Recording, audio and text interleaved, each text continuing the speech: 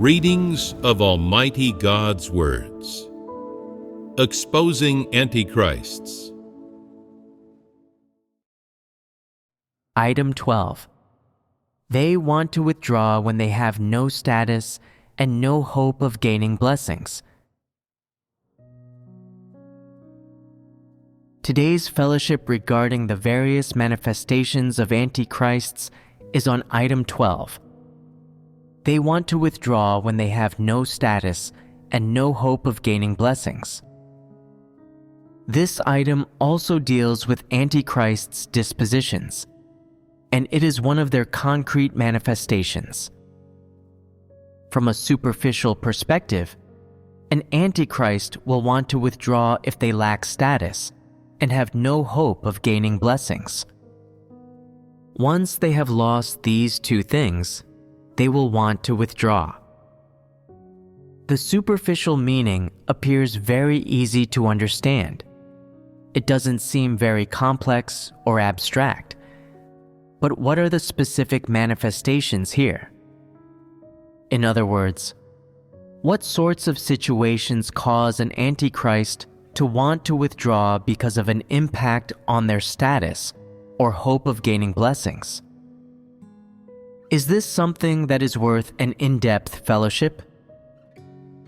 If you were asked to share fellowship on this, what would you have to say about its specific details and manifestations?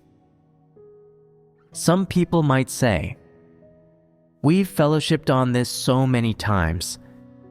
Antichrists love status and power. They enjoy having high prestige, and their goal in having faith is to be blessed, to be crowned and rewarded. If these hopes are dashed and lost, then they will lose their interest in believing in God and will no longer want to have faith." Would your fellowship on this be as simple as just these few words?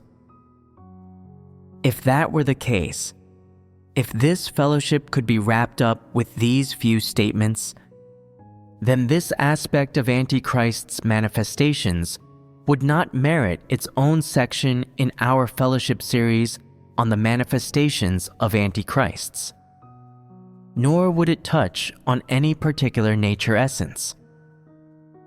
However, since this item is related to Antichrist's essence and disposition, as well as their personal pursuits and perspectives on existence, then it must be the case that it is a multifaceted topic.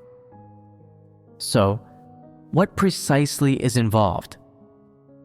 That is to say, which matters that Antichrists encounter involve their status and their hope of gaining blessings. What are their perspectives, thoughts, and attitudes toward these matters? Of course, there will be some overlap between our fellowship on these matters and our previous fellowships on Antichrist's perspectives on various issues. But the focus of today's fellowship is different, and it comes at the issue from a different angle. Today, we will fellowship specifically on the manifestations that present themselves when Antichrists lose their status and their hopes of gaining blessings, which can prove that Antichrists have an incorrect perspective on pursuit, and that their faith in God is not true. They can also verify that these people indeed possess the essence of an Antichrist. 1. Antichrist's approach to being pruned. First, we should take a look at the behaviors that Antichrists manifest when they are pruned, how they handle such situations, what their attitudes, thoughts, and perspectives on pruning are, and what, specifically, they say and do. These matters merit our dissection and analysis. We have fellowshipped quite a bit on topics involving being pruned. This is a common topic that you are all familiar with. Only after being pruned several times do most people experience some transformation. They can seek the truth and handle matters according to principle when doing their duty.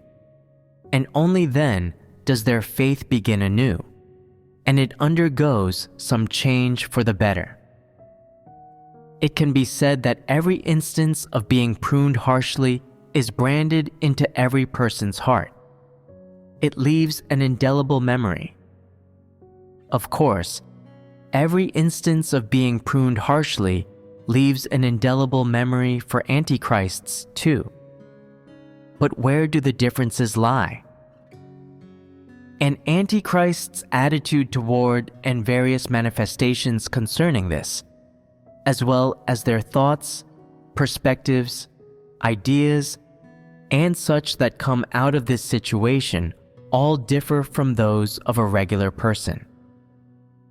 When an antichrist is pruned, the first thing they do is resist and reject it deep in their heart. They fight it. And why is that? This is because antichrists, by their very nature essence, are averse to and hate the truth, and they do not accept the truth at all. Naturally, an antichrist's essence and disposition prevent them from acknowledging their own mistakes or acknowledging their own corrupt disposition. Based on these two facts, an antichrist's attitude toward being pruned is to reject and defy it completely and utterly. They detest and resist it from the bottom of their heart and have not the slightest hint of acceptance or submission, much less any genuine reflection or repentance. When an antichrist is pruned, no matter who does it, what it pertains to, the degree to which they are to blame for the matter, how blatant their error, how much evil they commit, or what consequences their evil creates for the church's work. The Antichrist doesn't consider any of this. To an Antichrist, the one pruning them is singling them out or finding faults to torment them. The Antichrist may even think that they are being bullied and humiliated, that they are not being treated as a human, and that they are being belittled and scorned. After an Antichrist is pruned, they never reflect on what it was that they have actually done wrong, what corrupt disposition they have revealed, and whether they've sought the principles they ought to abide by, acted in accordance with the truth principles, or fulfilled their responsibilities in the matter in which they are pruned. They do not examine or reflect on any of this, nor do they think over and ponder these issues. Instead, they approach pruning according to their own will and with hot-headedness. Any time an Antichrist is pruned, they will be full of anger, disobedience, and resentment, and will listen to advice from no one. They refuse to accept their being pruned and are unable to come back before God to know and reflect on themselves, to address their actions that violate the principles, such as being perfunctory or running amok in their duty. Nor do they use this chance to resolve their own corrupt disposition. Instead, they find excuses to defend themselves, to vindicate themselves, and they will even say things to provoke discord and incite others. In short, when antichrists are pruned, their specific manifestations are disobedience, dissatisfaction, resistance, and defiance, and some complaints arise in their hearts. I paid such a high price and did so much work. Although I did not follow the principles or seek the truth in some things, I did not do this all for myself. Even if I caused some damage to the work of the church, I did not do so on purpose. Who doesn't commit mistakes? You cannot seize onto my mistakes and prune me endlessly without showing consideration for my weaknesses and without caring for my mood or self-esteem. God's house has no love for people, and it's so unjust. Furthermore, you prune me for making such a small mistake. Doesn't this mean you look at me with unfavorable eyes and want to eliminate me? When antichrists are pruned, the first thing on their mind is not to reflect on what they have done wrong or on the corrupt disposition they have revealed, but to argue, explain, and justify themselves while making conjectures. What conjectures? I've paid such a great price in doing my duty in the house of God only to be pruned.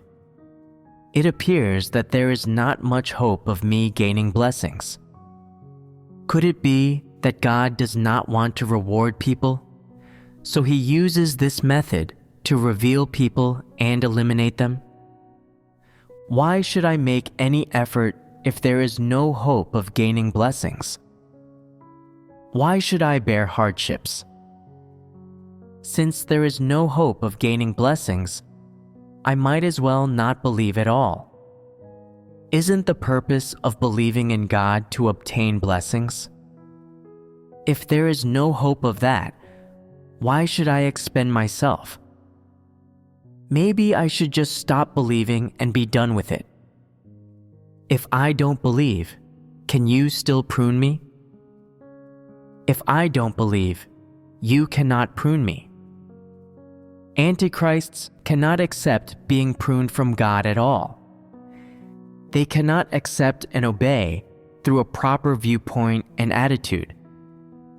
They cannot reflect on themselves through this and understand their corrupt dispositions so that their corrupt dispositions can be cleansed. Instead, they speculate and study with a mean and narrow mind the purpose of their being pruned. They watch the development of the situation carefully, listen to people's tones when they speak, observe how people around them look at them, how they speak to them, and their attitude, and use these things to confirm whether they have any hope of being blessed or whether they really are revealed and eliminated. One simple instance of them being pruned produces such great turmoil and so much contemplation in the Antichrist's hearts.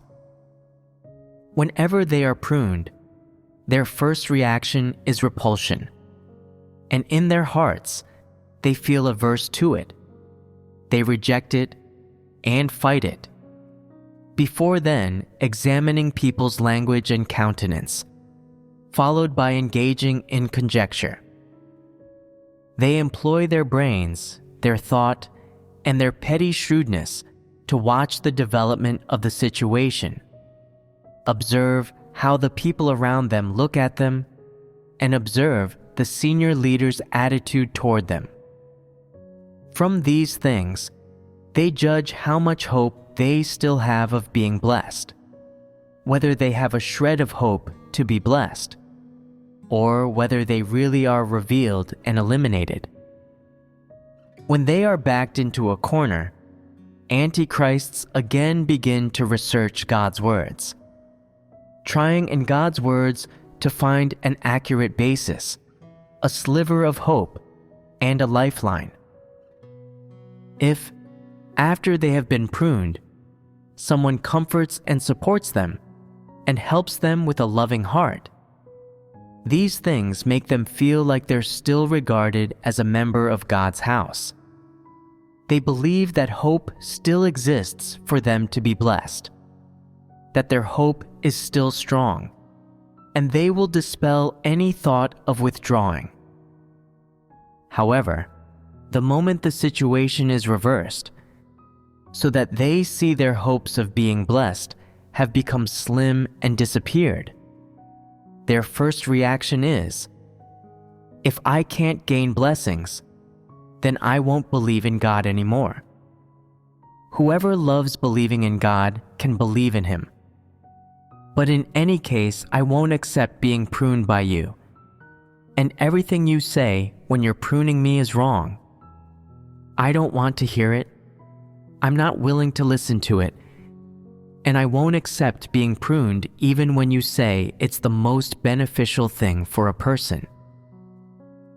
When they see their hopes of being blessed go up in smoke, when they see their long-pursued status and dreams of entering the kingdom of heaven about to come to nothing and be lost, they don't think of changing their manner of pursuit or changing the goals they pursue, but rather they think of leaving and withdrawing. They no longer want to believe in God, and they think they no longer have any hope of being blessed in their belief in God.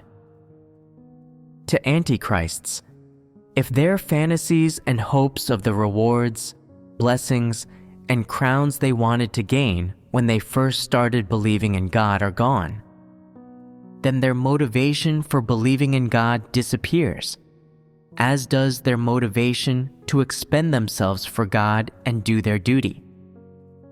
When their motivation is gone, they no longer want to remain in the church, to muddle on in this way any longer, and they want to abandon their duty and leave the church. This is all antichrists think about when they are pruned, and their nature essence is entirely exposed. Overall, in both what they say and what they do, antichrists never accept the truth. What is a disposition of not accepting the truth? Isn't it being averse to the truth? That's precisely what it is.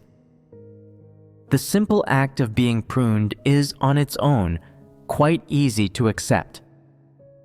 First, there is no ill will on the part of the person who prunes them. Second, it is certain that, judging by the matters in which antichrists are pruned, they must have gone against the arrangements of God's house and against the truth principles, that there was an error or oversight in their work that brought disruption and disturbance to the church's work. They are pruned because of the adulteration of their human will, because of their corrupt disposition, because, lacking an understanding of the truth principles, they act wantonly. This is a very normal thing. Throughout the entire world, any large organization, any group or company has rules and regulations. And anyone who violates these rules and regulations must be punished and kept in line. This is perfectly normal and perfectly proper. However, an antichrist regards being appropriately kept in line as a result of violating the rules and regulations as others making things difficult for them, unfairly punishing them, finding fault with them, and causing trouble for them. Is that an attitude of accepting the truth? Very clearly, it is not. Without an attitude of acceptance of the truth, is it possible for someone like this to avoid committing errors and causing disruptions and disturbances in their performance of their duty? Certainly not. Is this sort of person well suited to do a duty? Strictly speaking, they are not. It is unlikely that this kind of person will be competent in any task. Doing a duty is an opportunity that God provides His chosen people with, so that they may train themselves. But people do not know to treasure this.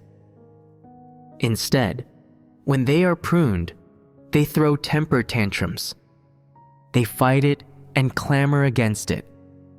They are recalcitrant and indignant.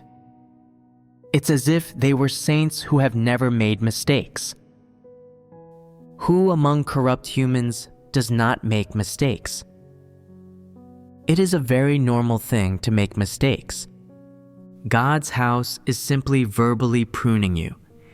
It is not holding you responsible or condemning you for this, much less is it cursing you.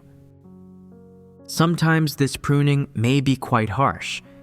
The words may sound sharp or unpleasant, and your feelings may be hurt. Those who have caused damages to the finances or equipment of the house of God will be disciplined by God's house using fines or by requesting compensation. Does that count as harsh? Or can it be considered proper? You are not asked to provide double compensation, nor are you being extorted. You only need to repay the same amount. Is that not very proper? This is much lighter than the fines given in some countries of the world.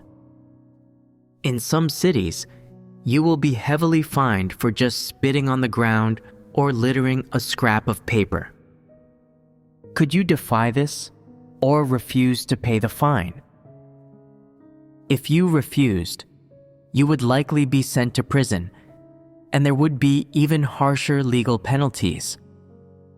Such is the system. Some people don't understand this and think that people being pruned in this way by God's house is too harsh, and that keeping people in line like this is too draconian. If such people are pruned in a slightly harsher manner, and their pride is wounded and their satanic nature stirred, they feel that this is unbearable, and it does not conform to their notions. They believe that, since this is the house of God, people should not be treated in this way, that the house of God should exercise tolerance and patience at every turn, and allow people to act wantonly and do as they please. They think that everything people do is good and should be commemorated by God. Is this reasonable? No. What nature essence do people possess? Are they truly human? To put it more tastefully, they are Satans and devils. To put it more coarsely, they are animals. People do not know the rules of how to behave. They are very scummy, as well as lazy, loving of leisure and averse to hard work. And they want to run amok doing bad things. The most troubling part is that many who do a duty in God's house always wish to bring the secular world's philosophies for worldly dealings, methods, and evil trends along with them. They even put their energy into researching, learning, and imitating these things, and as a result, create chaos and turmoil in some of the work of God's house. This is unbearable for everyone, and even some brothers and sisters who are new to the faith say that these people are not pious, that their actions are of worldly trends, and aren't anything like the actions of a Christian. Even these new believers can't accept the actions of these people. These people pay a little price, have a little enthusiasm, and a tiny bit of drive and goodwill, and they bring whatever nonsense they have learned into God's house and apply it to their duty and work. And as a result, they cause disruptions and disturbances to the work of the church and end up getting pruned. Some people don't understand this.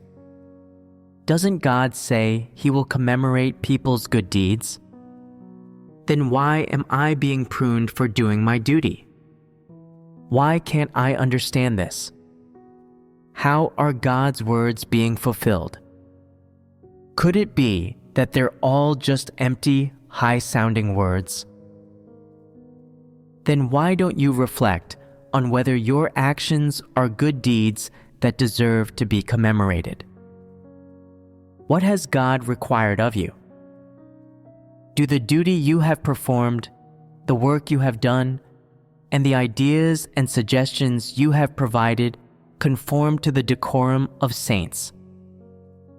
Are they in accordance with the required standards of God's house? Have you thought about the testimony of God and the name of God? Have you considered the reputation of the house of God? Have you considered the decorum of saints? Do you acknowledge that you are a Christian? You have not considered any of this. So then, what have you actually done? Are your actions worthy of commemoration? You have made a mess of the church's work, and God's house has only pruned you without revoking your eligibility to perform a duty. This is the greatest love, the truest love, and yet you feel annoyed. Do you have any reason to be? You are extremely unreasonable. There are some people who have only believed in God for 2 or 3 years, and their actions, the way they talk and laugh, and the viewpoints they reveal, and even their facial expressions and movements when speaking with others are unpleasant, and show that they are absolutely non-believers and disbelievers. These people should be kept in line. They should be pruned, and rules should be laid down for them, so that they know what normal humanity is, what saintly decorum is, and what a Christian should be like, and so that they learn how to be a human and can have human likeness.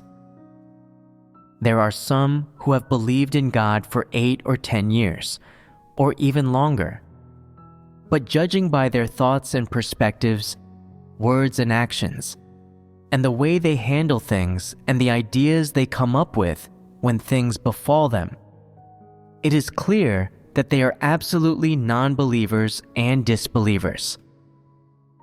These people have listened to quite a few sermons, and they have some experience and insight. They have interacted with their brothers and sisters quite a bit, and should have their own form of everyday language. And yet, the majority of them are unable to share testimony. And when they talk and express their views, their language is overly simplistic, and they can't explain anything clearly. They truly are impoverished, pathetic, and blind. They clearly have an utterly pitiful countenance. When someone like that does a duty and takes on a little responsibility, they always get pruned. This is inevitable. Why will they be pruned? It's because their actions violate the truth principles too much. They cannot even attain the conscience and reason of normal people, and they speak and act like non-believers. It's as if a non-believer has been hired to come to do the work of God's house. So, how's the quality of the work produced by these people in the performance of their duties? What is its value? Is there any part of them that is submissive?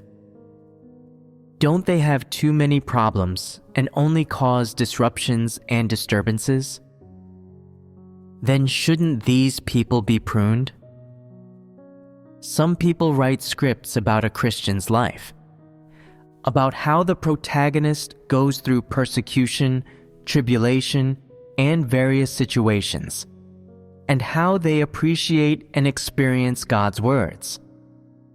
However, throughout the entire story, the protagonist hardly ever prays, and sometimes when faced with something, they don't even know what to say in prayer.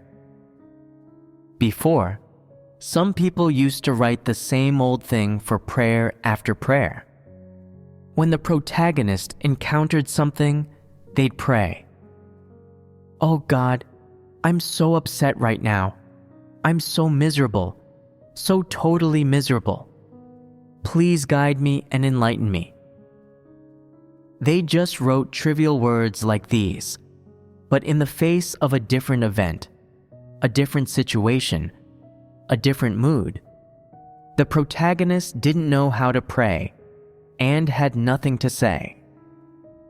This makes me wonder, if these people depict their protagonists as not praying when they run into problems, do they themselves have the habit of praying? If they don't pray when they encounter something, then what do they rely on in their daily lives and the performance of their duty? What are they thinking about? Do they have God in their hearts? They don't have God in their hearts. They rely on their own thinking and gifts in the things they do. The result of this is that they are pruned. How do you think I will assess this matter? People such as this should be pruned. These people who do not make progress, who have brains but lack hearts, have been believers for years, yet they have no idea what to say in prayers when encountering an issue. They have nothing to say to God, nor do they know how to confide in God, and they do not have heart-to-hearts with God. God is the one closest to you, the one who is most worthy of your trust and reliance, and yet you don't have a single thing to say to Him. So, whom are you reserving your innermost thoughts for? No matter whom it is, if you don't have anything to say to God, then what kind of person are you? Aren't you a person who is most devoid of humanity? If there is nothing in the script about the protagonist's humanity, their life as a believer, and how they experience and appreciate God's words, and so on, if it's just a hollow shell of a script, then what do you want to show people by making this film? What's the use in that script you're writing? Are you bearing witness to God or to the little knowledge and education you have? The best concrete evidence for testimony to God is how a person prays and seeks, and how their ideas, attitude, perspectives, and their thoughts on God transform when something befalls them or when they run into difficulties. Unfortunately, some people have no understanding whatsoever of this. They still don't know how to pray after several years of faith. It's no wonder they still haven't made progress. Their professional skills haven't improved, and they've made no progress in their life entry. Shouldn't such people be pruned? And so, there is an antecedent to people being pruned. If you refuse to accept pruning, or if you are not pruned, the consequence of this and your outcome will be dangerous. You are fortunate to have people to prune and discipline you now. This wonderful, beneficial thing is something that antichrists cannot accept. They think that when they get pruned, it means that they're done, that they no longer have hope, that they can see what their outcome will be.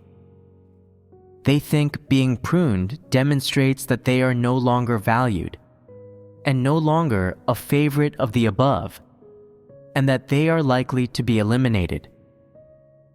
Then they lose motivation in their faith and begin making plans to go out into the world and make a lot of money, to follow worldly trends, to eat, drink, and be merry, and their schemes begin to come to light.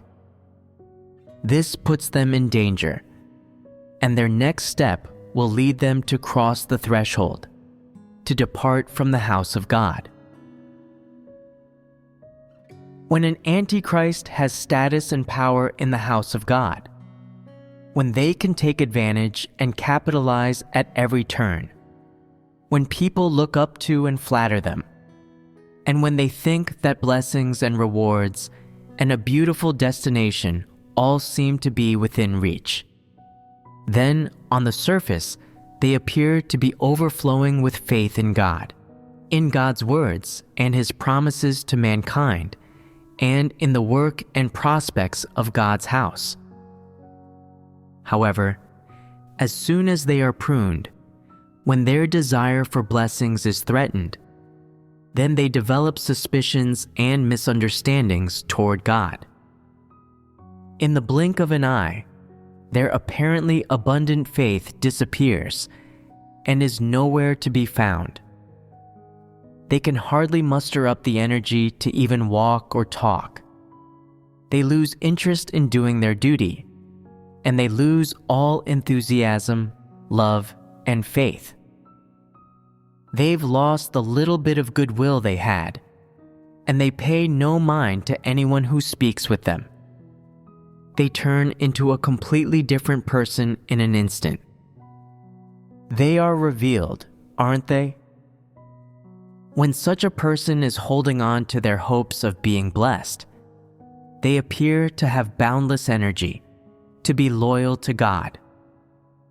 They can get up early and work until late at night, and are able to suffer and pay a price.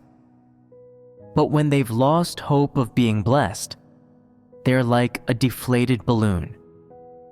They want to change their plans, find another path, and to give up their faith in God. They become discouraged and disappointed with God, and are filled with grievances. Is this the expression of someone who pursues and loves the truth, someone with humanity and integrity? They are in danger. When you encounter this sort of person, if they are able to render service, then be gentle when pruning them, and find some pleasant-sounding words with which to praise them. Flatter them and puff them up like a balloon, and then they will have a spring in their step. You can say things like, "You are so blessed, you have a shine in your eyes, and I can see you have boundless energy, and you're sure to be a mainstay in God's house. God's kingdom could never be without you, and without you, the work of God's house would suffer a loss. But you just have one tiny flaw. You can overcome it with a little effort, and once that's fixed, everything will be fine. Then the greatest crown of all is sure to be yours." When a person like this does something wrong, you can prune them to their face. How should you do that? Just say, "You're so smart. How could you make such a basic mistake? That shouldn't have happened. You have the best caliber and are the most educated in our team, and you're the most prestigious among us. You shouldn't have been the one to make a mistake like this. How embarrassing.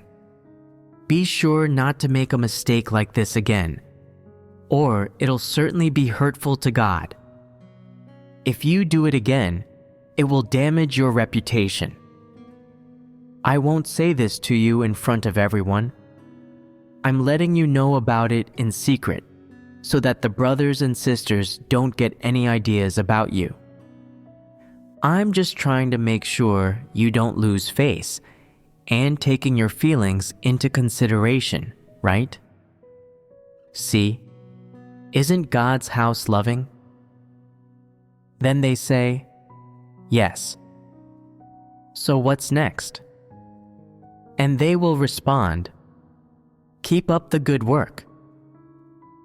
What do you think of treating them like that? That kind of person just wants to gain blessings by laboring.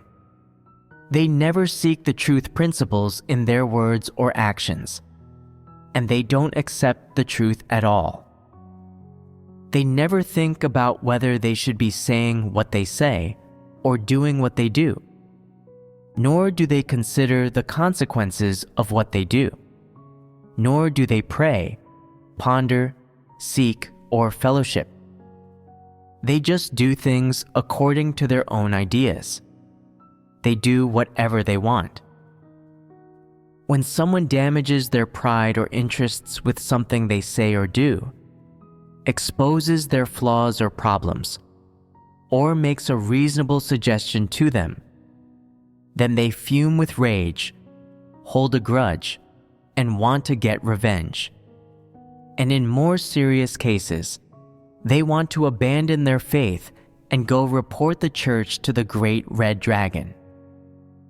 We have a way to handle this sort of person, namely to avoid pruning them and coddle them instead.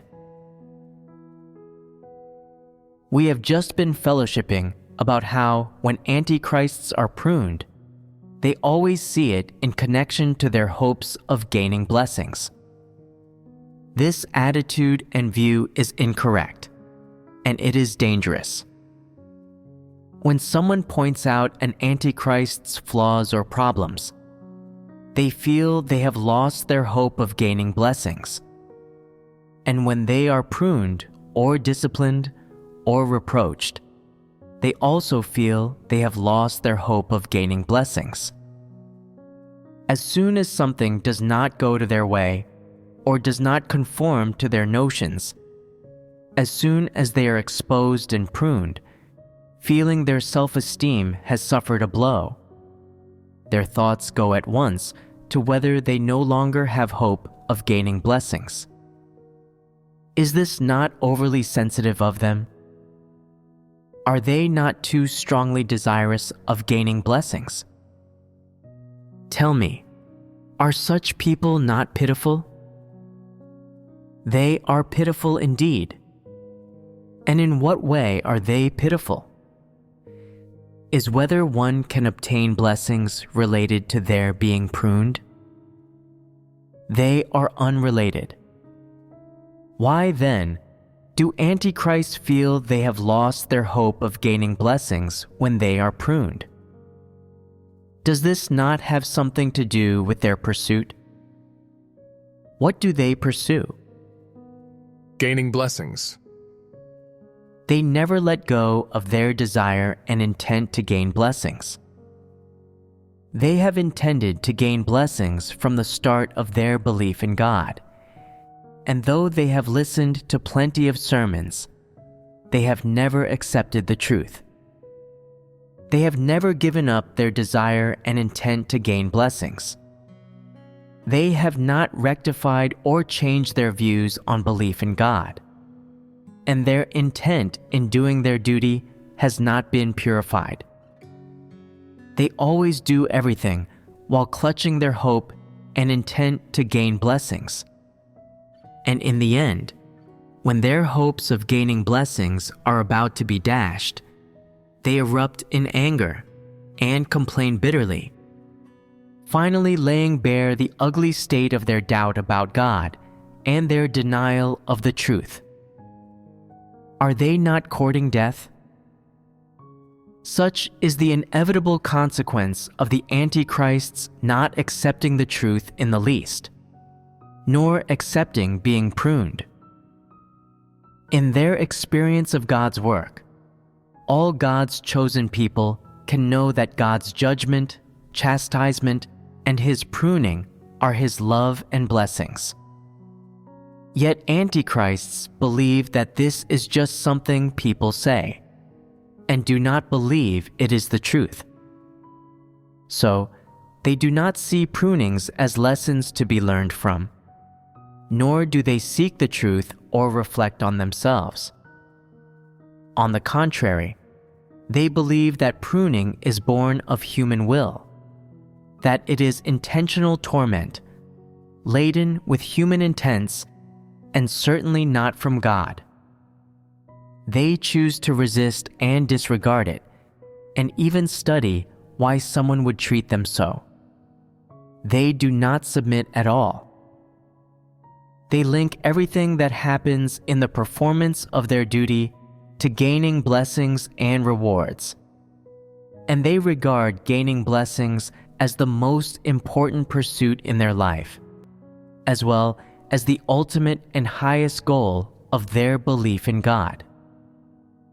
They cling for life to their intent to gain blessings, no matter how God's house fellowships about the truth, and do not let it go, thinking that belief in God that is not for the sake of gaining blessings is idiocy and folly, that it is a great loss.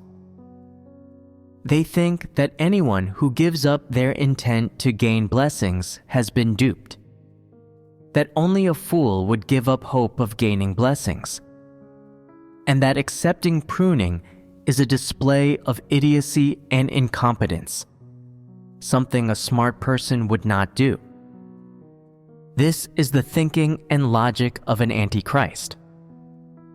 So, when an antichrist is pruned, they are very resistant at heart, and adept at sophistry and pretense. They do not accept the truth in the least, nor do they submit.